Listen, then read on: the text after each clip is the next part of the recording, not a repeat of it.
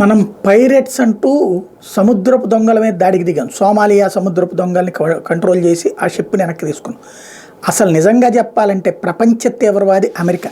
దానికి సరిగ్గా బుద్ధి చెప్పేవాళ్ళు రావాలి. ఇప్పుడు ఇరాక్లో ఏదో ప్రపంచంలో అమెరికా రష్యాల దగ్గర కూడా లేని బాంబు ఉంది, ఒక్క బాంబు వేస్తే అమెరికా మొత్తం బూడిదైపోతుంది అంటూ ప్రపంచాన్ని నమ్మించాడు ఆనాటి అమెరికా అధ్యక్షుడు. అప్పుడు అడిగారు ఏది ఎవిడెన్స్ అని చెప్పేసి.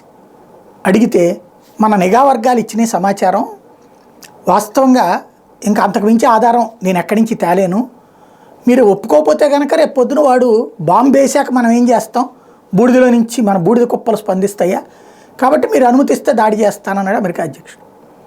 వాళ్ళ కాంగ్రెస్ అనుమతి ఇచ్చింది, విరుచుకుపడ్డారు.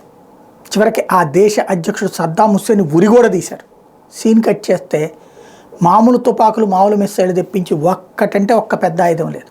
కనీసం ఈ రోజు వరకు దానికి క్షమాపణ కూడా చెప్పదు అమెరికా.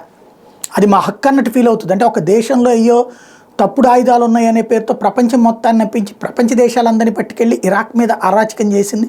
అసలు సంగతి ఏంటి, ఇరాక్లోని ఆయిల్ బావులు తన్నొక్కేయాలి.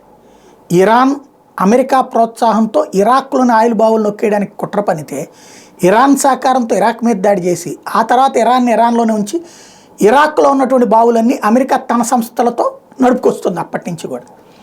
ఇప్పుడు అక్కడ రీసెంట్గా అంటే దాని మీద కోపంతో అక్కడ ఉన్నటువంటి ముస్లింలు తీవ్రవాద సంస్థలో చేరి అమెరికాకి వ్యతిరేకంగా చేస్తుంటే ఇరాన్ వాళ్ళకి ప్రోత్సహిస్తోంది. అలాంటి ఇరాన్కి సంబంధించి ఇలాంటి తీవ్రవాద సంస్థలు నడుపుతున్నటువంటి సాలమ్నీని ఇంతకుముందు హత్య చేసినటువంటి అమెరికా ఈ మధ్యన మళ్ళీ తాజాగా బాగ్దాద్, ఇరాక్ రాజధాని బాగ్దాద్లోని తీవ్రవాద సంస్థల నాయకుల్ని హతమార్చింది.